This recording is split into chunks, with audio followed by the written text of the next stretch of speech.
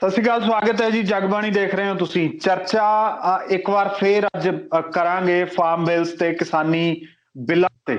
ਉਸੇ ਬਿੱਲਾਂ ਦੇ ਵਿਚਕਾਰ ਇੱਕ ਸਿਆਸੀ ਜਿਹੜੀ ਰੱਸਾਕਸ਼ੀ ਚੱਲ ਰਹੀ ਹੈ ਉਹਦੇ ਤੇ ਵੀ, ਕਿਉਂਕਿ ਦੋ ਪੱਖ ਨੇ। ਇੱਕ ਇਹ ਹੈ ਕਿ ਕਿਸਾਨਾਂ ਦਾ ਸੰਘਰਸ਼ ਹੈ, ਔਰ ਦੂਜੇ ਪਾਸੇ ਇਸ ਸੰਘਰਸ਼ ਦੇ ਵਿੱਚੋਂ ਸਿਆਸੀ ਲਾਹਾ ਲੈਣ ਦੀਆਂ ਕੋਸ਼ਿਸ਼ਾਂ ਵੀ ਹੋ ਰਹੀਆਂ। ਉਹ ਵੀ ਇੱਕ ਪੱਖ ਹੈ, ਔਰ ਸਿਆਸਤ ਸੁਣ ਵੀ ਨਹੀਂ ਰਹੀ, ਇਹ ਵੀ ਇੱਕ ਪੱਖ ਹੈ। ਇਹਨਾਂ ਦੋਵਾਂ ਪਹਿਲੂਆਂ ਤੇ ਅੱਜ ਗੱਲਬਾਤ ਕਰਾਂਗੇ। ਸਾਡੇ ਨਾਲ ਦੋ ਖਾਸ ਮਹਿਮਾਨ ਜੁੜੇ ਆ। ਰਜਿੰਦਰ ਸਿੰਘ ਦੀਪ ਸਿੰਘ ਵਾਲਾ ਨੇ, ਮੀਤ ਪ੍ਰਧਾਨ ਨੇ ਕਿਰਤੀ ਕਿਸਾਨ ਯੂਨੀਅਨ ਦੇ, ਤੇ ਨੀਲ ਗਰਗ ਨੇ ਸਪੋਕਸਪਰਸਨ ਨੇ, ਬੁਲਾਰੇ ਨੇ ਆਮ ਆਦਮੀ ਪਾਰਟੀ ਪੰਜਾਬ ਦੇ। ਤੁਹਾਡਾ ਦੋਵਾਂ ਦਾ ਸਵਾਗਤ ਹੈ ਜੀ। ਧੰਨਵਾਦ ਸਰ, ਬਹੁਤ ਬਹੁਤ ਸ਼ੁਕਰੀਆ। ਰਜਿੰਦਰ ਜੀ, ਪਹਿਲਾ ਸਵਾਲ ਤੁਹਾਨੂੰ, ਅੱਜ ਵੀ ਕੁਝ ਥਾਵਾਂ ਤੇ ਧਰਨਾ ਚੱਲ ਰਿਹਾ, ਧਰਨਾ ਕੱਲ ਵੀ ਚੱਲਿਆ। ਇਸ ਤੋਂ ਇਲਾਵਾ ਬੀਤੇ ਦਿਨ ਜਿਹੜੇ ਬੀਜੇਪੀ ਦੇ ਕੈਬਨਿਟ ਮਿਨਿਸਟਰ ਰਹੇ ਆ ਪੰਜਾਬ ਦੇ, ਸੁਰਜੀਤ ਕੁਮਾਰ ਜਿਆਣੀ, ਜਿਹੜੇ ਕਮੇਟੀ ਦੇ ਚੇਅਰਮੈਨ ਵੀ ਬਣਾਏ ਗਏ ਸੀ ਕਿਸਾਨਾਂ ਨਾਲ ਗੱਲਬਾਤ ਕਰਨ ਵਾਸਤੇ ਪੰਜਾਬ ਯੂਨਿਟ ਦੇ ਲਈ, ਉਹਨਾਂ ਨੇ ਬਿਆਨ ਦਿੱਤਾ ਹੈ। ਖਾਸ ਤੌਰ ਤੇ ਉਹਨਾਂ ਇਹ ਕਿਹਾ ਹੈ ਕਿ ਬੀਜੇਪੀ ਦੀ ਜਿਹੜੀ ਸੈਂਟਰਲ ਲੀਡਰਸ਼ਿਪ ਹੈ ਉਹ ਗੱਲ ਨਹੀਂ ਸੁਣ ਰਹੀ, ਉਹਨਾਂ ਨੂੰ ਸੁਣ ਲੈਣੀ ਚਾਹੀਦੀ ਹੈ। ਅੱਖਾਂ ਬੰਦ ਕੀਤੀਆਂ ਹੋਈਆਂ। ਮਤਲਬ ਇਹ ਹੈ ਕਿ ਕਿਤੇ ਨਾ ਕਿਤੇ ਬੀਜੇਪੀ ਦੇ ਜਿਹੜੇ ਸੀਨੀਅਰ ਆਗੂ ਆ ਉਹਨਾਂ ਨੂੰ ਹੁਣ ਇਹ ਸਮਝ ਆਉਣ ਲੱਗ ਗਈ, ਪਰ ਸੈਂਟਰਲ ਲੀਡਰਸ਼ਿਪ ਨਹੀਂ ਮੰਨਣਾ ਚਾਹੁੰਦੀ। ਇਹਦੇ ਕੀ ਅਰਥ ਹੈ? ਗੁਰਪ੍ਰੀਤ ਜੀ, ਪਹਿਲੀ ਤਾਂ ਗੱਲ ਇਹ ਕਿ ਧਰਨੇ ਚੱਕੇ ਨਹੀਂ ਗਏ। ਧਰਨੇ ਤਾਂ ਪੱਕੇ ਹੀ ਚੱਲ ਰਹੇ ਆ ਰੇਲਵੇ ਸਟੇਸ਼ਨਾਂ ਦੇ ਉੱਪਰ, ਔਰ ਹੋਰ ਜਿਹੜੇ ਟੋਲ ਪਲਾਜ਼ੇ ਕੁਝ ਹੋਰ ਥਾਵਾਂ ਦੇ ਉੱਪਰ ਧਰਨੇ ਤਾਂ ਇਸੇ ਤਰ੍ਹਾਂ ਜਿਹੜੇ ਹੈਗੇ ਜਾਰੀ ਰਹਿਣਗੇ, ਜਿੱਥੋਂ ਤੱਕ ਸੁਰਜੀਤ ਕੁਮਾਰ ਜਿਆਣੀ ਤੇ ਬੀਜੇਪੀ ਦੀ ਟੌਪ ਦੀ ਲੀਡਰਸ਼ਿਪ ਆਪਣਾ ਆਧਾਰ ਗਵਾਉਂਦੀ ਜਾ ਰਹੀ ਆ। ਬੀਜੇਪੀ ਨੇ 20 ਲੱਖ ਪਰਚਾ ਛਾਪਿਆ ਕਿਸਾਨਾਂ 'ਚ ਵੰਡਣ ਵਾਸਤੇ, ਪਰ 20 ਪਰਚੇ ਵੀ ਨਹੀਂ ਵੰਡ ਸਕੀ। ਤੋ ਜਿਆਣੀ ਹੋਰੀ ਇਹ ਗੱਲ ਸਮਝ ਰਹੇ ਆ ਕਿ ਉਹ ਸਿਆਸੀ ਤੌਰ ਤੇ ਖਤਮ ਹੋ ਰਹੇ ਆ। ਤੋ ਉਸ ਹਾਲਤ 'ਚ ਉਹਨਾਂ ਦਾ ਬਿਆਨ ਆਇਆ ਕਿ ਜਿਆਣੀ ਹੋਰਾਂ ਨੂੰ ਇਹ ਤਾਂ ਨਹੀਂ ਵੀ ਕੱਲ ਉਹਨਾਂ ਨੂੰ ਕਾਨੂੰਨ ਸਮਝ ਆਏ ਆ। ਕਾਨੂੰਨ ਉਹ ਪਿਛਲੇ 3 ਮਹੀਨਿਆਂ ਤੋਂ ਅਕਾਲੀ ਦਲ ਦੀ ਤਰ੍ਹਾਂ ਉਹ ਵੀ ਕਹਿੰਦੇ ਰਹੇ ਕਿ ਕਾਨੂੰਨ ਜਿਹੜੇ ਆ ਉਹ ਬਹੁਤ ਚੰਗੇ ਆ, ਕਿਸਾਨਾਂ ਦਾ ਭਲਾ ਕਰਨਾ ਚਾਹੁੰਦੇ ਆ। ਪਰ ਕੱਲ ਉਹਨਾਂ ਨੇ ਥੋੜੀ ਜਿਹੀ ਜਿਹੜੀ ਹੈਗੀ ਉਹਨਾਂ ਦੀ ਟੋਨ ਬਦਲੀ ਆ।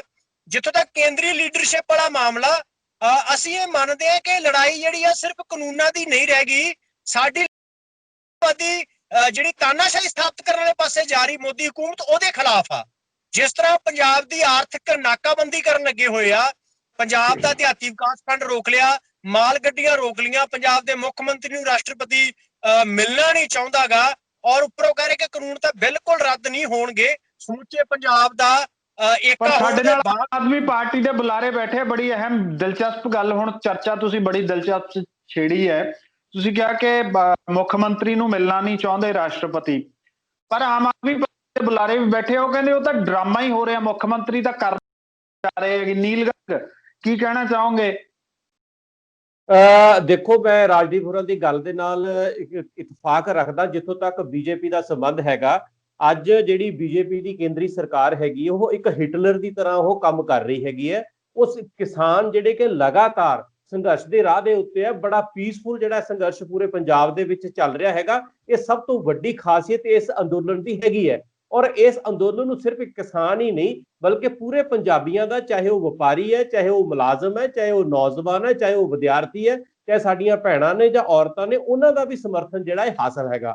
ਤੇ ਇਹੀ ਚੀਜ਼ ਜਿਹੜੀ ਹੈ ਉਹ ਬੀਜੇਪੀ ਨੂੰ ਚੁਭਦੀ ਹੈਗੀ ਹੈ। ਔਰ ਬੀਜੇਪੀ ਦੀ ਜਿਹੜੀ ਕੇਂਦਰੀ ਲੀਡਰਸ਼ਿਪ ਹੈ, ਉਹ ਸਿਰਫ ਇਹ ਨਹੀਂ ਕਿ ਕਿਸਾਨਾਂ ਦੀ ਗੱਲ ਨਹੀਂ ਸੁਣ ਰਹੀ, ਈਵਨ ਜਿਹੜੇ ਉਹਨਾਂ ਦੇ ਆਪਣਾ ਜਿਹੜਾ ਉਹਨਾਂ ਦਾ ਇੱਕ ਕਿਸਾਨ ਸੰਗਠਨ ਜਿਹੜਾ ਹੈਗਾ, ਕੋਈ ਸੰਘ ਹੈਗਾ, ਉਹ ਉਹਦੀ ਵੀ ਗੱਲ ਨਹੀਂ ਸੁਣਦੇ। ਅੱਜ ਜੋ ਜਿਆਣੀ ਸਾਹਿਬ ਕਹਿ ਰਹੇ ਨੇ, ਉਹ ਕਿਤੇ ਨਾ ਕਿਤੇ ਕਹਿ ਤਾਂ ਸੱਚ ਰਹੇ ਨੇ, ਪਰ ਉਹ ਕਹਿ ਰਾਜਸੀ ਕਾਰਨਾਂ ਕਰਕੇ ਰਹੇ ਹੈਗੇ ਆ। ਇਹ ਜਿਹੜਾ ਸੰਘਰਸ਼ ਹੈਗਾ, ਅਸੀਂ ਕਿਸਾਨਾਂ ਦੇ ਨਾਲ ਪਹਿਲੇ ਦਿਨ ਤੋਂ ਹੀ ਜਾਣੀ ਕਿ ਮੋਢੇ ਨਾਲ ਮੋਢਾ ਜੋੜ ਕੇ ਖੜੇ ਹੋਏ ਆ, ਤੇ ਇਹਨਾਂ ਦੇ ਪਿੱਛੇ ਪਿੱਛੇ ਅਸੀਂ ਚੱਲ ਰਹੇ ਹੈਗੇ ਆ। ਇਸ ਜਿਹੜਾ ਕਿਸਾਨ ਅੰਦੋਲਨ ਦਾ ਜਿਹੜਾ ਮੂਲ ਮੰਤਰ ਹੈਗਾ, ਜਿਹੜਾ ਤੌਖਲਾ ਹੈਗਾ, ਉਹ ਕੀ ਹੈਗਾ? ਤੌਖਲਾ ਇਹ ਹੈਗਾ ਕਿ ਕਿਸੇ ਤਰੀਕੇ ਨਾਲ ਜਿਹੜੇ ਕਾਲੇ ਕਾਨੂੰਨ ਨੇ, ਮੋਦੀ ਇਸ ਦੇ ਦੁਆਰਾ ਖੇਤੀ ਨੂੰ ਕਾਰਪੋਰੇਟ ਦੇ ਹਵਾਲੇ ਕਰਨਾ ਚਾਹੁੰਦੇ ਆ। ਪਹਿਲੇ ਹੋ ਸਕਦਾ ਸਾਲ ਜਾਂ 2 ਸਾਲ ਪ੍ਰੋਪਰ ਰੇਟ ਮਿਲ ਵੀ ਜਾਣ, ਬਾਅਦ ਉਹ ਮਨ ਮਰਜ਼ੀਆਂ ਕਰਨਗੇ। ਕਿਸਾਨ ਕੀ ਚਾਹੁੰਦੇ ਆ ਕਿ ਜਿਹੜੀ ਉਹਨਾਂ ਦੀ ਫਸਲ ਹੈ, ਪੂਰੀ ਦੀ ਪੂਰੀ ਫਸਲ ਜਿਹੜਾ ਉਹ MSP ਦੇ ਉੱਤੇ ਚੱਕੀ ਜਾਵੇ। ਅੱਜ ਅਸੀਂ ਚੰਡੀਗੜ੍ਹ ਦੇ ਵਿੱਚ ਇਸ ਦੇ ਉੱਤੇ ਪ੍ਰੈਸ ਕਾਨਫਰੰਸ ਵੀ ਕੀਤੀ ਆ, ਇੱਕ ਲੈਟਰ ਵੀ ਸਪੀਕਰ ਨੂੰ ਲਿਖਿਆ ਹੈ। ਅਸੀਂ ਮੰਗ ਕੀਤੀ ਹੈ ਕਿ ਵਿਧਾਨ ਸਭਾ ਦਾ ਸੈਸ਼ਨ ਬੁਲਾਇਆ ਜਾਵੇ ਸਪੈਸ਼ਲ, ਉਸ ਦੇ ਵਿੱਚ ਕਾਨੂੰਨੀ ਜਾਮਾ ਪਹਿਨਾਇਆ ਜਾਵੇ, MSP ਨੂੰ ਕਾਨੂੰਨਨ ਗਰੰਟੀ ਦਿੱਤੀ ਜਾਵੇ, ਇਸ ਨੂੰ ਖੇਤੀਬਾੜੀ ਜਿਹੜਾ ਕਿ ਰਾਜ ਦਾ ਅਧਿਕਾਰ ਹੈਗਾ ਉਸ ਦੇ ਤਹਿਤ ਇਸ ਨੂੰ ਪਾਸ ਕੀਤਾ ਜਾਵੇ। ਇਹ ਅਸੀਂ ਉਸ ਦੀ ਮੰਗ ਕੀਤੀ ਹੈਗੀ ਹੈ। ਇਹ ਮੰਗ ਸਾਡੀ ਅੱਜ ਨਹੀਂ ਹੈ, ਮੰਗ ਸਾਡੀ ਪਹਿਲੇ ਦਿਨ ਤੋਂ ਹੀ ਹੈਗੀ ਹੈ। ਤੁਸੀਂ ਦੇਖੋ ਮੈਂ ਗੁਰਪ੍ਰੀਤ ਜੀ ਇੱਥੇ ਗੱਲ ਕਹਿਣੀ ਚਾਹੂੰਗਾ ਕਿ ਜੇਕਰ ਇਹ ਕਹਿੰਦੇ ਕਾਨੂੰਨੀ ਮੰਗ ਤੇ ਦਿੱਲੀ ਦੀ ਵਿਧਾਨ ਸਭਾ ਚ ਪਾਉਣ ਖਾ ਮਤਾ, ਦੀ ਵਿਧਾਨ ਸਭਾ ਚ ਕਾਨੂੰਨ ਲੈ ਕੇ ਆਉਣ ਔਰ 22 ਦੀਆਂ 22 ਫਸਲਾਂ ਨੂੰ ਜਿਹੜਾ ਉਹ ਲੀਗਲ ਰਾਈਟ ਬਣਾ ਦੇਣ, ਆਧਾਰਨ ਸੈੱਟ ਕਰ ਦੇਣ ਦੇਸ਼ ਦੀਆਂ ਸਾਰੀਆਂ ਅਸੈਂਬਲੀਆਂ ਵਾਸਤੇ, ਕੇਂਦਰ ਸਰਕਾਰ ਦੇ ਵਾਸਤੇ, ਇਹ ਦੋਗਲੀ ਨੀਤੀ ਕਿਉਂ ਲੈ ਰਹੇ ਆ? ਪੰਜਾਬ ਚ ਪਹਿਲੇ ਦਿਨ ਉਹਨਾਂ ਨੇ ਕਿਹਾ ਕਿ ਸਾਨੂੰ ਕਾਨੂੰਨ ਦੀ ਕਾਪੀ ਨਹੀਂ ਮਿਲੀ, ਅਗਲੇ ਦਿਨ 10 ਵਜੇ ਕਾਪੀ ਮਿਲ ਗਈ। ਮੈਂ ਕਾਨੂੰਨ ਦਾ ਵਿਦਿਆਰਥੀ ਹੋਣ ਦੇ ਨਾਤੇ ਇਹ ਗੱਲ ਸਮਝਦਾ ਕਿ 2 ਕਾਨੂੰਨ 5 ਪੇਜ ਦੇ ਸੀਗੇ ਔਰ 1 ਕਾਨੂੰਨ 3 ਪੇਜ ਦਾ। ਅਸੀਂ ਅੱਧੇ ਘੰਟੇ 'ਚ ਕਾਨੂੰਨ ਪੜ੍ਹ ਕੇ ਫੇਸਬੁੱਕ ਤੇ ਲਾਈਵ ਹੋ ਕੇ ਦੱਸਤਾ ਕਿ ਆਹ ਕਾਨੂੰਨ ਆ। ਇਹਨਾਂ ਨੇ 10 ਵਜੇ ਕਾਨੂੰਨ ਦੀ ਕਾਪੀ ਮਿਲੀ, 5 ਵਜੇ ਇਕੱਠੇ ਹੋ ਕੇ ਰਾਜਪਾਲ ਕੋਲੇ ਗਏ ਆ। 5 ਵਜੇ ਮਤਲਬ 7 ਘੰਟਿਆਂ ਦੇ ਵਿੱਚ ਇਹ 13 ਪੇਜ ਪੜ੍ਹ ਸਕੇ। ਅਗਲੇ ਦਿਨ ਕਾਂਗਰਸੀਆਂ ਨੇ ਲੱਡੂ ਵੰਡਤੇ ਵੀ ਸਾਡੀ ਸਰਕਾਰ ਬਣਨ ਦੀ ਉਮੀਦ ਹੋ ਗਈ। ਇਹਨਾਂ ਨੂੰ ਐ ਲੱਗਿਆ ਅਸੀਂ ਪਿੱਛੇ ਰਹਿ ਗਏ, ਇਹ ਵਿਰੋਧ ਕਰਨ ਲੱਗੇ। ਇਹੋ ਜਿਹੀ ਹੋਛੀ ਦਾ ਸਿਆਸਤ ਕਰ ਰਹੇ ਇਹ ਕਿੰਨੇ ਕੁ ਸਹਿਰਦ ਨੇ? ਜੇ ਇਹ ਸਹਿਰਦ ਹੋਣ ਤਾਂ ਇਹ ਕਹਿਣ ਵੀ ਹਾਂ ਅਮਰਿੰਦਰ ਸਿੰਘ ਦਾ ਕਾਨੂੰਨ 'ਚ ਬਹੁਤ ਕਮੀਆਂ ਨੇ, ਅਸੀਂ ਮੰਨਦੇ ਹਾਂ। ਇਹ ਕਹਿਣ ਵੀ ਆਹ ਕਾਨੂੰਨ ਪਾਸ ਕੀਤਾ ਪਿਆ ਦਿੱਲੀ ਅਸੈਂਬਲੀ ਨੇ, ਆਹ ਦੇਖੋ ਲੀਗਲ ਰਾਈਟ ਬਣਾਤਾ, ਫੇਰ ਗੱਲ ਹੋਵੇ। ਨਹੀਂ ਤਾਂ ਐਵੇਂ ਡਰਾਮੇਬਾਜ਼ੀ, ਇਹ ਵੀ ਡਰਾਮੇਬਾਜ਼ੀ ਕਰ ਰਹੇ, ਕਿਹੜੇ ਘੱਟ ਡਰਾਮੇਬਾਜ਼ੀ ਕਰ ਰਹੇ ਆ। ਠੀਕ ਹੈ, ਨੀਲ ਜਵਾਬ ਦੇਣਾ ਚਾਹੋਗੇ ਇਹਨਾਂ ਗੱਲਾਂ ਦਾ?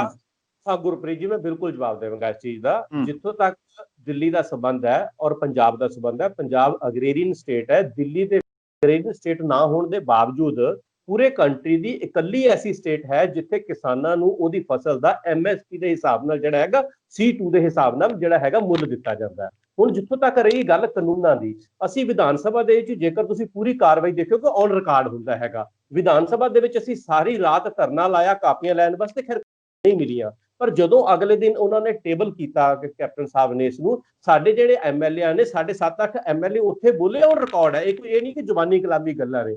ਅਸੀਂ ਉੱਥੇ ਵੀ ਇਹ ਤੌਖਲਾ ਪ੍ਰਗਟ ਕੀਤਾ ਸੀ ਕਿ ਇੱਥੇ MSP ਦੀ ਗਰੰਟੀ ਕਿਤੇ ਵੀ ਨਹੀਂ ਹੈਗੀ, ਇਹ ਚੀਜ਼ ਨੂੰ ਇਨਕਲੂਡ ਕੀਤਾ ਜਾਣਾ ਚਾਹੀਦਾ ਹੈਗਾ। ਈਵਨ ਬਾਹਰ ਆ ਕੇ ਵੀ ਅਸੀਂ ਜਦੋਂ 12 ਵਜੇ ਸਾਡੇ ਕੁਝ MLA ਅਮਨ ਅਰੋੜਾ ਜੀ ਤੇ ਕੁਲਤਾਰ ਸੰਧਵਾਂ ਜੀ ਆਏ, ਉਹਨਾਂ ਨੇ ਵੀ ਇਹ ਗੱਲ ਦਾ ਤੌਖਲਾ ਪ੍ਰਗਟ ਕੀਤਾ ਸੀ।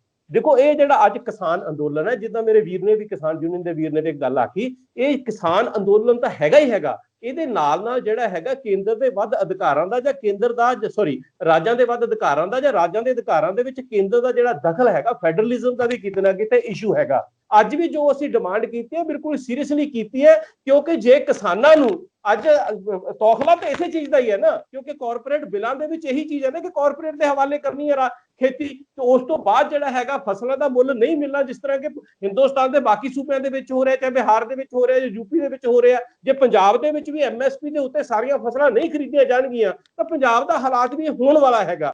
ਇਸ ਨੂੰ ਰੋਕਣਾ ਜਿਹੜਾ ਉਹ ਜ਼ਰੂਰੀ ਹੈਗਾ। ਤੇ ਮੈਂ ਫਿਰ ਜਦੋਂ ਅਸੀਂ ਕਹਿ ਰਹੇ ਹਾਂ ਜਿਹੜੇ ਕੈਪਟਨ ਸਾਹਿਬ ਨੇ ਉਹ ਡਰਾਮੇਬਾਜ਼ੀ ਕਰ ਰਹੇ ਨੇ। ਜਦੋਂ ਤੁਹਾਨੂੰ ਯਾਦ ਹੋਏਗਾ ਲਾਸਟ ਈਅਰ ਜੁਲਾਈ ਦੇ ਵਿੱਚ ਕਾਹਨ ਸਿੰਘ ਪੰਨੂ ਹੋਰੀ ਹਾਈ ਪਾਵਰ ਕਮੇਟੀ ਦੀ ਜਿਹੜੀ ਮੀਟਿੰਗ ਹੋਈ ਸੀ, ਉੱਥੇ ਜਾ ਕੇ ਆਏ ਸੀ। ਉਸ ਤੋਂ ਬਾਅਦ ਮਨਪ੍ਰੀਤ ਬਾਦਲ ਜੀ ਗਏ ਸੀ ਤੇ ਕੈਪਟਨ ਸਾਹਿਬ ਗਏ ਸੀ। ਕਾਹਨ ਸਿੰਘ ਪੰਨੂ ਨੇ ਆ ਕੇ ਸਾਰਾ ਕੁਝ ਦੱਸਿਆ।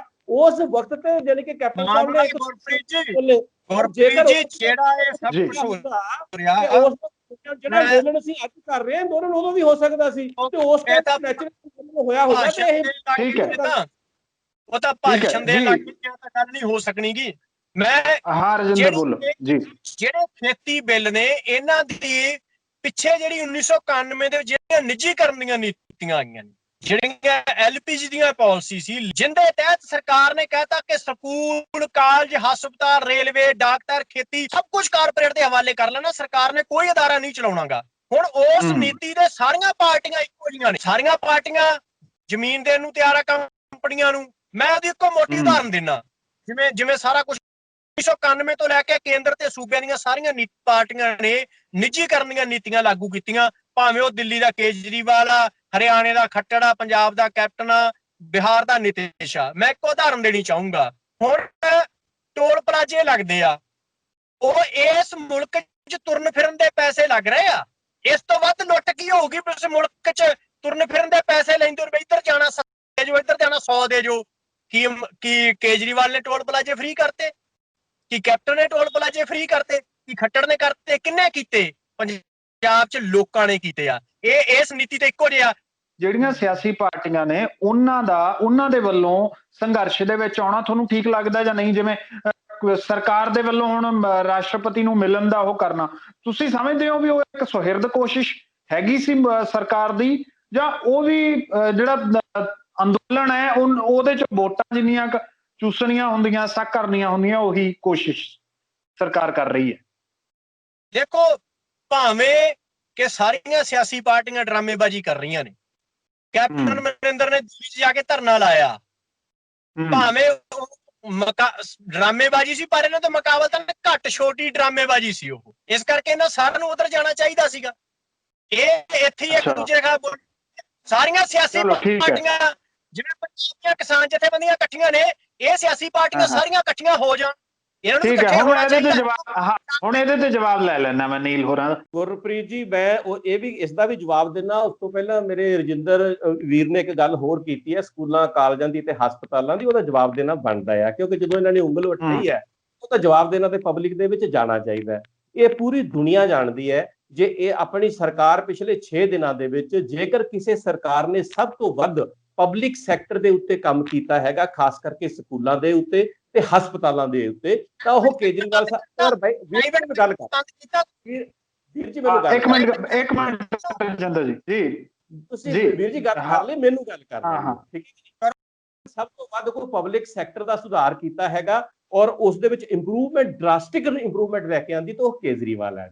ਅੱਜ ਜਿਹੜਾ ਹੈਗਾ, ਜੇ ਉੱਥੇ ਇਲਾਜ ਫ੍ਰੀ ਹੈਗਾ ਸਰਕਾਰੀ ਹਸਪਤਾਲਾਂ 'ਚ ਚਾਹੇ ਪ੍ਰਾਈਵੇਟ ਹਸਪਤਾਲਾਂ 'ਚ ਕਰਾਉਣਾ ਪੈਂਦਾ ਹੈਗਾ, ਤਾਂ ਉਹ ਸਿਰਫ ਦਿੱਲੀ ਦੇ ਵਿੱਚ ਹੈਗਾ। ਅੱਜ ਜੇ ਸਕੂਲ ਦੀ ਫੀਸਾਂ ਕਰੀਏ, ਪ੍ਰਾਈਵੇਟ ਸਕੂਲਾਂ ਦੇ ਫੀਸਾਂ ਦੀ, ਹਸਪਤਾਲ ਸਰਕਾਰੀ ਸਕੂਲਾਂ ਦੇ ਤਾਂ ਹਾਲਾਤ ਸੁਧਾਰੇ ਹੈ। ਪਿਛਲੇ 6 ਸਾਲਾਂ ਦੇ ਵਿੱਚ ਹਸਪਤਾਲਾਂ ਦੀ ਪ੍ਰਾਈਵੇਟ ਸਕੂਲਾਂ ਦੀ ਫੀਸ ਨਹੀਂ ਵੱਧ ਸਕੀ, ਵਧਾਉਣ ਨਹੀਂ ਦਿੱਤੀ ਕਿਸੇ ਨੂੰ। ਇਹ ਇੱਕ ਬਹੁਤ ਵੱਡਾ ਲੋਕ ਪੱਖੀ ਕਦਮ ਹੈਗਾ। ਇਸ ਚੀਜ਼ ਤੋਂ ਤੁਸੀਂ ਡਿਨਾਈ ਨਹੀਂ ਕਰ ਸਕਦੇ। ਹੁਣ ਗੱਲ ਰਹੀ ਜਿਹੜਾ ਤੁਸੀਂ ਸਵਾਲ ਕੀਤਾ ਹੈਗਾ ਸੀ, ਉਹ ਸਵਾਲ ਉਹਦਾ, ਜਿੱਥੋਂ ਤੱਕ ਅਸੀਂ ਤੇ ਪਹਿਲੇ ਦਿਨ ਵੀ ਇਹ ਗੱਲ ਕਹੀ ਸੀ, ਤੇ ਜਦੋਂ ਅਸੀਂ ਉਸ ਤੋਂ ਬਾਅਦ ਇੱਕ ਪ੍ਰੈਸ ਕਾਨਫਰੰਸ ਵੀ ਕੀਤੀ ਸੀ, ਕਿਉਂਕਿ ਜਿਹੜਾ ਸ਼ਕਤੀ ਕੇਂਦਰ ਹੈਗਾ, ਪਾਵਰ ਸੈਂਟਰ ਹੈਗਾ, ਉਹ ਮੋਦੀ ਹੈਗਾ, ਠੀਕ ਹੈ ਨਾ। ਕੈਪਟਨ ਸਾਹਿਬ ਗੋਲ ਘੁਮਾ ਰਹੇ ਨੇ, ਕਦੇ ਇੱਥੇ ਜਾ ਰਹੇ, ਕਦੇ ਉੱਥੇ ਜਾ ਰਹੇ। ਰਾਸ਼ਟਰਪਤੀ ਨੇ ਜਦੋਂ ਤੱਕ ਉਹਨੂੰ ਉਧਰੋਂ ਹੱਡੀ ਝੰਡੀ ਨਹੀਂ ਮਿਲਦੀ, ਉਦੋਂ ਤੱਕ ਉਹਨਾਂ ਨੇ ਮਿਲਣਾ ਹੀ ਨਹੀਂ। ਔਰ ਜੇ ਉਹਨੂੰ ਉਹ ਮਿਲ ਵੀ ਜਾਂਦਾ, ਉਹਨਾਂ ਕੋਲ ਬਿੱਲ ਤੁਸੀਂ ਭੇਜ ਵੀ ਦਿੱਤੇ ਹੈ, ਤਾਂ ਉਹ ਬਿੱਲ ਅਲਟੀਮੇਟਲੀ ਕੇਂਦਰੀ ਮੰਤਰੀ ਮੰਡਲ ਕੋਲੇ ਜਾਣੇ ਹੈ, ਉਹਨਾਂ ਦੀ ਸਲਾਹ ਦੇ ਨਾਲ ਹੀ ਉਹਨਾਂ ਨੇ ਕੰਮ ਕਰਨਾ ਹੈ। ਤਾਂ ਅਸੀਂ ਬਾਰ-ਬਾਰ ਮੁੱਖ ਮੰਤਰੀ ਸਾਹਿਬ ਨੂੰ ਕਹਿ ਰਹੇ ਹਾਂ, ਜਾਣਾ ਹੈ ਤੇ ਤੁਸੀਂ ਪ੍ਰਧਾਨ ਮੰਤਰੀ ਕੋਲੇ ਚੱਲੋ, ਅਸੀਂ ਨੰਗੇ ਪੈਰੀ ਤੁਹਾਡੇ ਨਾਲ ਜਾਵਾਂਗੇ। ਉੱਤੇ ਗੱਲ ਤੁਹਾਡੇ ਸਾਹਮਣੇ ਸੱਚ ਵੀ ਹੋ ਗਈ, ਔਰ ਰਾਸ਼ਟਰਪਤੀ ਨੇ ਤਾਂ ਟਾਈਮ ਹੀ ਨਹੀਂ ਦਿੱਤਾ ਉਹਨਾਂ ਨੂੰ। ਤਾਂ ਜਿਹੜੀ ਗੱਲ ਅਸੀਂ ਕਹਿ ਰਹੇ ਹਾਂ, ਬਿਲਕੁਲ ਲੌਜੀਕਲ ਗੱਲ ਕਹਿ ਰਹੇ ਹਾਂ। ਰਾਸ਼ਟਰਪਤੀ ਨੇ ਟਾਈਮ ਨਹੀਂ ਦਿੱਤਾ, ਪਰ ਉਹ ਕਹਿ ਰਹੇ ਹੈ ਕਿ ਵੀ ਆਪਾਂ ਸਿਰਫ ਇੱਕ ਯੂਨਿਟੀ ਦਿਖਾਉਣੀ ਸੀ ਪੰਜਾਬ ਦੇ ਵਜੋਂ, ਐਜ਼ ਅ ਸਟੇਟ, ਕੇ ਸਾਰਾ ਪੰਜਾਬ ਇੱਕ ਸਟੇਟ ਦੇ ਤੌਰ ਤੇ, ਇੱਕ ਯੂਨਿਟ ਦੇ ਤੌਰ ਤੇ, ਨਾ ਜਿਵੇਂ ਕਿਸਾਨ ਜਥੇਬੰਦੀਆਂ ਸਾਰੀਆਂ ਇਕੱਠੀਆਂ ਨੇ, ਉਹਨਾਂ ਨੂੰ ਵੀ ਪਤਾ ਹੈ ਵੀ ਉਹਨਾਂ ਦੇ ਵਿਰੋਧ ਹਾਲੇ ਤੱਕ ਕੋਈ ਮੁੱਲ ਨਹੀਂ ਪਿਆ, ਅੱਗੇ ਨਹੀਂ ਪਊਗਾ, ਇਹ ਵੀ ਕੋਈ ਕਨਫਰਮ ਨਹੀਂ ਹੈ, ਪਰ ਫਿਰ ਵੀ ਉਹ ਇੱਕ ਉਮੀਦ ਨਾਲ ਲੜ ਰਹੇ ਹੈ। ਗੁਰਪ੍ਰੀਤ ਜੀ, ਮੈਂ ਇਹਨਾਂ ਦੀ ਇਸ ਗੱਲ ਨਾਲ ਕੁਝ ਹੱਦ ਤੱਕ ਸਹਿਮਤ ਹਾਂ। ਇਸੇ ਕਰਕੇ ਅਸੀਂ ਗਵਰਨਰ ਸਾਹਿਬ ਕੋਲੇ ਗਏ ਸੀ।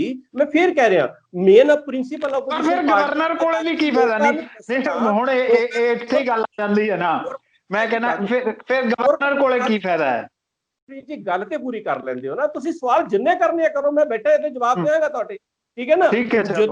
ਜਦੋਂ as a principal opposition party, ਸਾਡੀ ਡਿਊਟੀ ਤੇ ਫਰਜ਼ ਬਣਦੀ ਹੈ ਕਿ ਜੇਕਰ ਕੋਈ ਖਾਮੀਆਂ ਨੇ, ਉਹ ਜਿਹੜਾ ਕਾਨੂੰਨ ਉਹ ਗੋਲ ਘੁਮਾ ਰਹੇ ਨੇ ਮੋਦੀ ਕੈਪਟਨ ਸਾਹਿਬ, ਤਾਂ ਉਹ ਦੱਸਣਾ ਫਰਜ਼ ਕਿਹਦਾ ਹੈਗਾ? ਉਹ ਦੱਸਣਾ ਫਰਜ਼ ਸਾਡਾ ਹੈਗਾ। ਔਰ ਜਿੱਥੇ ਉਹਦੀ ਅਸਲੀ ਪਾਵਰ ਸੈਂਟਰ ਹੈ, ਉਹਦੇ ਬਾਰੇ ਗਾਈਡ ਕਿੰਨੇ ਕਰਨਾ, ਉਹ ਅਸੀਂ ਕਰਨਾ ਹੈਗਾ। ਜਦੋਂ ਤੱਕ ਪੰਜਾਬ ਦੇ ਗਵਰਨਰ ਕੋਲੇ ਜਾਣ ਦਾ ਸੰਬੰਧ ਹੈ, ਅਸੀਂ ਬਿਲਕੁਲ ਗਏ ਸੀ। ਇਸ ਕਰਕੇ ਗਏ ਸੀ, ਇੱਕ ਮੈਸੇਜ ਜਾਣਾ ਚਾਹੀਦਾ ਹੈਗਾ, ਪਰ ਉਸ ਮੈਸੇਜ ਦਾ ਤੁਸੀਂ ਇਹਦਾ ਮਤਲਬ ਇਹ ਤਾਂ ਨਹੀਂ ਕਿ ਹਰ ਗਲਤ ਕੰਮ ਦੇ ਵਿੱਚ ਅਸੀਂ, ਜੇ ਉਹ ਸਾਨੂੰ ਵੀ ਪਤਾ ਹੈਗਾ ਵੀ ਜਿਹੜੇ ਮੱਦ ਦੇ ਵਿੱਚ ਉਹਨੇ ਕਾਨੂੰਨ ਬਣਾਏ ਹੈ ਟ੍ਰੇਡ ਐਂਡ ਉਸ ਦੇ ਵਿੱਚ, ਕਾਮਰਸ ਦੇ ਵਿੱਚ, ਉਹ ਤਾਂ ਰਾਜ ਸਰਕਾਰ ਦੇ ਹੱਥ ਦੇ ਵਿੱਚ ਹੀ ਨਹੀਂ ਹੈਗਾ, ਤੇ ਉੱਥੇ ਉਹ ਕਾਨੂੰਨ ਬਣਾ ਹੀ ਨਹੀਂ ਸਕਦੀ। ਔਰ ਜੇਕਰ ਤੁਸੀਂ ਪ੍ਰਧਾਨ ਮੰਤਰੀ ਕੋਲ ਕਿਉਂ ਨਹੀਂ ਗਏ? ਤੁਸੀਂ why are you going to governor? ਮਤਲਬ ਤੁਸੀਂ ਜੇ ਕਹਿ ਰਹੇ ਹੋ ਕਿ ਸਰਕਾਰ ਪ੍ਰਧਾਨ ਮੰਤਰੀ ਕੋਲੇ ਜਾਵੇ, ਤਾਂ ਤੁਸੀਂ ਗਵਰਨਰ ਕੋਲ ਕਿਉਂ ਜਾ ਰਹੇ ਹੋ? ਗਵਰਨਰ ਕਿਹੜਾ ਪਾਵਰ ਹਾਊਸ ਹੈ ਫਿਰ? ਅਸੀਂ ਇਸੇ ਕਰਕੇ ਕੈਪਟਨ ਸਾਹਿਬ ਨੂੰ ਕਹਿ ਰਹੇ ਹਾਂ, ਤੁਸੀਂ ਦੇਸ਼ ਪੰਜਾਬ ਦੇ ਮੁਖੀਆ ਹੈਗੇ ਹੋ, ਤੁਸੀਂ ਲੀਡ ਕਰੋ। ਸਾਰੇ ਆਪਾਂ ਜੇ ਧਰਨਾ ਲਾਉਣਾ ਪੈਂਦਾ, ਕੁਝ ਵੀ ਕਰਨਾ ਪੈਂਦਾ, ਮੋਦੀ ਕੋਲੇ ਜਾ ਕੇ ਲਾਉਣੇ, ਅਸੀਂ ਤੇ ਕਹਿ ਰਹੇ ਹਾਂ। ਉਹੀ ਤੁਹਾਨੂੰ ਸਵਾਲ ਹੈ। ਚਲੋ ਰਜਿੰਦਰ ਸਿੰਘ ਤੋਂ ਲੈਣਾ ਮੈਂ ਇਹ ਸਵਾਲ। ਰਜਿੰਦਰ ਸਿੰਘ, ਕੀ ਤੁਹਾਨੂੰ ਇਹ ਲੱਗਦਾ ਵੀ ਫਿਰ ਗਵਰਨਰ ਕੋਲੇ ਜਾਣ ਦਾ ਫਾਇਦਾ ਹੈ? ਜੇ ਰਾਸ਼ਟਰਪਤੀ ਕੋਲ ਵੀ ਫਾਇਦਾ ਨਹੀਂ ਲੱਗਦਾ ਆਪਾਂ ਨੂੰ, ਤਾਂ ਕੀ ਗਵਰਨਰ ਦੇ ਕੋਲ ਫਾਇਦਾ ਹੈ?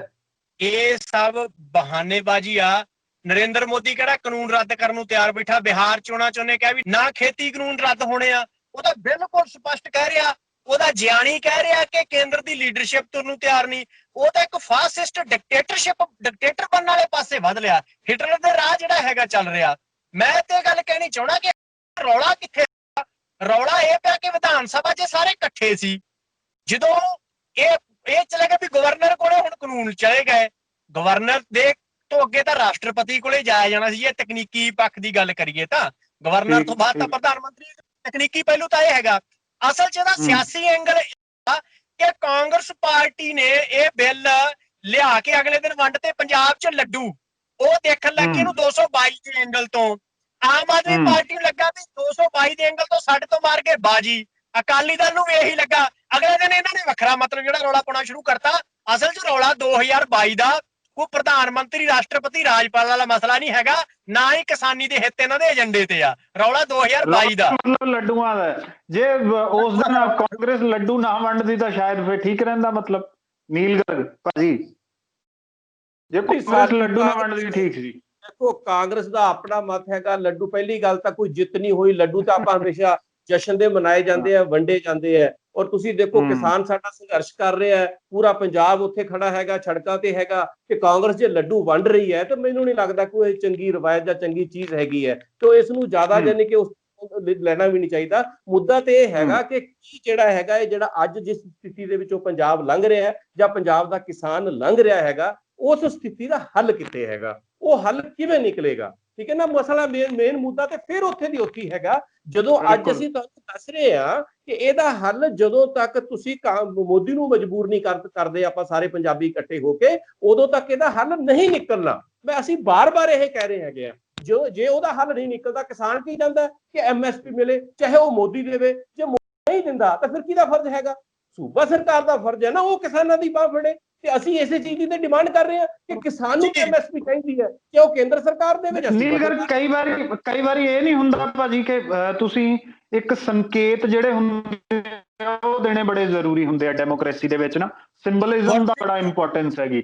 ਤੁਸੀਂ ਉੱਥੇ ਪਹੁੰਚਣਾ, ਦਿੱਲੀ ਜਾਣਾ ਪਾਰਟੀਆਂ ਦਾ, ਔਰ ਉੱਥੇ ਨੈਸ਼ਨਲ ਮੀਡੀਆ ਦੇ ਸਾਹਮਣੇ ਪੰਜਾਬ ਐਜ਼ ਅ ਯੂਨਿਟ ਜਦੋਂ ਵਿਰੋਧ ਕਰ, ਕੀ ਉਹਦਾ ਫਾਇਦਾ ਨਹੀਂ ਸੀ ਹੋਣਾ? ਮਤਲਬ ਇੱਕ ਇੰਪੈਕਟ ਜਾਂ ਇੱਕ ਜਿਹੜਾ ਨੈਰੇਟਿਵ ਅਸੀਂ ਨਹੀਂ ਸੀ ਸਿਰਜ ਸਕਦੇ। ਦੇਖੋ ਗੁਰਪ੍ਰੀਤ ਜੀ, ਅਸੀਂ ਫਿਰ ਜਦੋਂ ਤੱਕ ਸਿੰਬੋਲਿਕ ਦਾ ਸੰਬੰਧ ਹੈ, ਤੁਸੀਂ ਗੱਲ ਕਰ ਰਹੇ ਹੋ ਦਿੱਲੀ ਦੇ ਵਿੱਚ।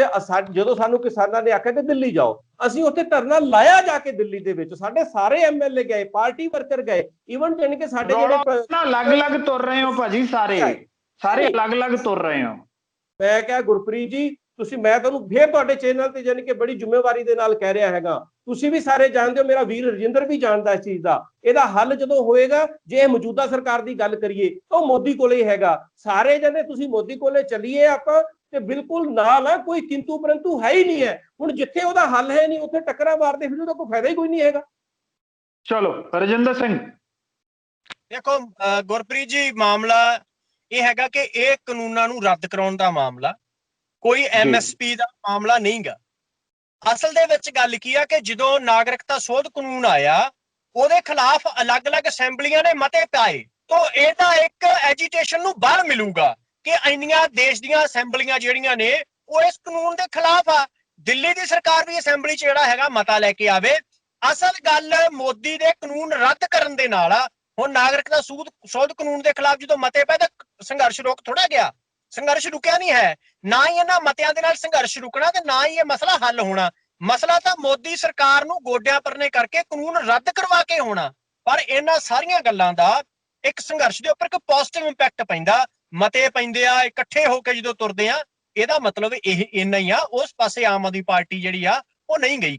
ਇਹ ਸਿੰਬਲਿਜ਼ਮ ਨੀਲ ਗਰਗ, ਇੰਨੀ ਤਾਂ ਤੁਸੀਂ ਵੀ ਇਹ ਗੱਲ ਦੇ ਨਾਲ ਤਾਂ ਇਤਫਾਕ ਰੱਖੋਗੇ ਕਿ ਡੈਮੋਕ੍ਰੇਸੀ ਦੇ ਵਿੱਚ ਆਪਣਾ ਇੱਕ ਨੈਰੇਟਿਵ ਖੜਾ ਕਰਨਾ, ਉਹਦਾ ਬੜਾ ਵੱਡਾ ਫਰਕ ਪੈਂਦਾ। ਉਹਦੀ ਬੜੀ ਇੰਪੋਰਟੈਂਸ ਹੁੰਦੀ ਹੈ।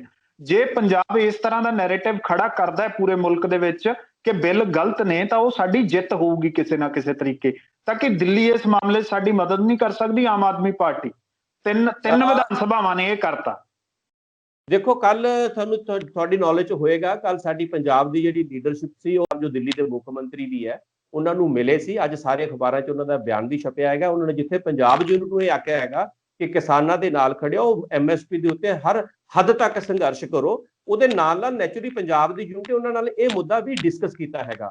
ਔਰ ਜਿੱਥੋਂ ਤੱਕ ਦਿੱਲੀ ਦੀ ਵਿਧਾਨ ਸਭਾ ਦਾ ਸੰਬੰਧ ਹੈ, ਦਿੱਲੀ ਦੀ ਵਿਧਾਨ ਸਭਾ ਜਿਹੜੇ ਹੈਗੇ ਆ ਉਹ ਆਪਦੇ ਐਕਸਪਰਟਸ ਦੇ ਨਾਲ ਜਿਹੜਾ ਹੈਗਾ ਸਲਾਹ ਮਸ਼ਵਰਾ ਕਰ ਰਹੇ ਨੇ ਕਿਸ ਤਰ੍ਹਾਂ ਦਾ ਕਾਨੂੰਨ ਇੱਕ ਲੈ ਕੇ ਆਂਦਾ ਜਾਵੇ ਵਿਧਾਨ ਸਭਾ ਦੇ ਵਿੱਚ, ਉੱਤੇ ਪਾਸ ਕੀਤਾ ਜਾਵੇ ਜਿਸ ਦਾ ਸੱਚਮੁੱਚ ਜਿਹੜਾ ਹੈਗਾ ਉਹਦਾ ਪੋਜ਼ਿਟਿਵ ਇੰਪੈਕਟ ਹੋਵੇ। ਆਉਣ ਵਾਲੇ ਦਿਨਾਂ 'ਚ ਤੁਸੀਂ ਇਹ ਵੀ ਦੇਖੋਗੇ ਅਸੀਂ ਇਸ ਸੰਘਰਸ਼ ਦੇ ਵਿੱਚ ਸ਼ੁਰੂ ਤੋਂ ਲੈ ਕੇ ਨਾਲ ਸੀ ਤੇ ਨਾਲ ਹੀ ਰਹਾਂਗੇ, ਕਿਉਂਕਿ ਸਾਡਾ ਤਾਂ ਜਿਹੜਾ ਮਕਸਦ ਹੀ ਲੋਕ ਮੁੱਦਿਆਂ ਦੇ ਉੱਤੇ ਰਾਏ ਬਣਾਉਣਾ ਤੇ ਲੋਕ ਮੁੱਦਿਆਂ ਦੇ ਉੱਤੇ ਖੜਨਾ ਹੈਗਾ। ਇਹ ਸਾਡਾ ਜਾਨੀ ਕਿ ਸਾਡੀ ਫਿਲਾਸਫੀ ਹੈਗੀ ਹੈ। ਅਸੀਂ ਇਸ ਤੋਂ ਮੁਨਕਰ ਥੋੜਾ ਹੋ ਸਕਦੇ, ਨਾ ਤੁਸੀਂ ਇਸ ਚੀਜ਼ ਤੋਂ ਮੁਨਕਰ ਹੋ ਸਕਦੇ ਹੋ। ਔਰ ਫਿਰ ਮੈਂ ਬਾਰ-ਬਾਰ ਕਹਿ ਰਿਹਾ ਹੈਗਾ ਵੀ ਜਿੱਥੇ ਕਿਤੇ ਪੰਜਾਬ ਦੀ ਜਾਨੀ ਕਿ ਕਿਸਾਨ ਯੂਨੀਅਨ ਆਮ ਆਦਮੀ ਪਾਰਟੀ ਦੀ ਜੇ ਡਿਊਟੀ ਲਗਾਉਂਦੀਆਂ ਨੇ, ਅਸੀਂ ਉਸ ਤੋਂ ਮੁਨਕਰ ਨਹੀਂ ਆ, ਕਿਉਂਕਿ ਅਸੀਂ ਇਹਨਾਂ ਦੇ ਸੰਘਰਸ਼ ਦੇ ਵਿੱਚ ਇਹਨਾਂ ਦੇ ਨਾਲ ਆ।